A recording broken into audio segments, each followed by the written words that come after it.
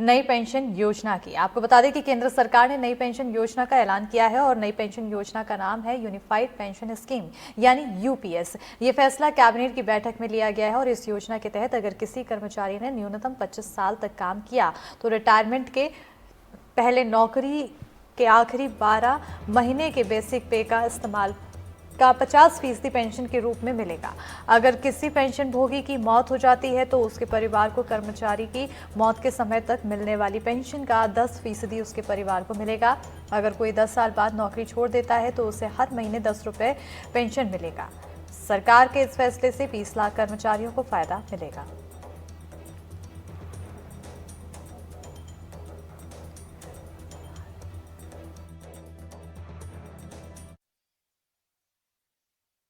आज प्रधानमंत्री श्री नरेंद्र मोदी जी की अध्यक्षता में यूनियन कैबिनेट ने यूनिफाइड पेंशन स्कीम को अप्रूव किया है, इसको अनुमोदित किया है और ये स्कीम अभी आने वाले समय में लागू होगी।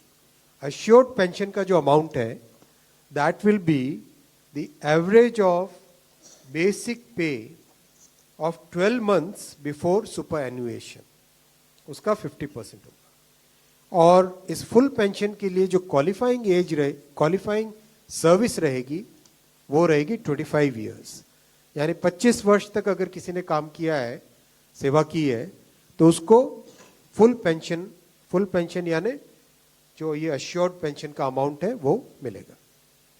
25 साल से अगर कम है लेकिन 10 साल से ज्यादा है तो उसमें प्रोपोर्शनेट पेंशन रहेगी, प्रो रेटा वो पेंशन का अमाउंट बनेगा।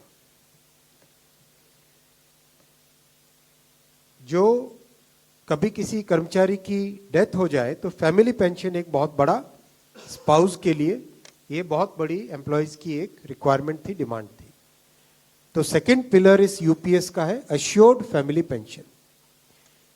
किसी भी कर्मचारी के डिमाइज से पहले, इमीडिएटली पहले जो पेंशन थी, अमाउंट था, उसका 60% मिलेगा एम्प्लॉय के, डिसीज्ड एम्प्लॉय के स्पाउस को। Minimum assured pension, assured minimum pension 10,000 rupees per month, वो इसमें यूपीएस में थर्ड पिलर ये रखा गया है।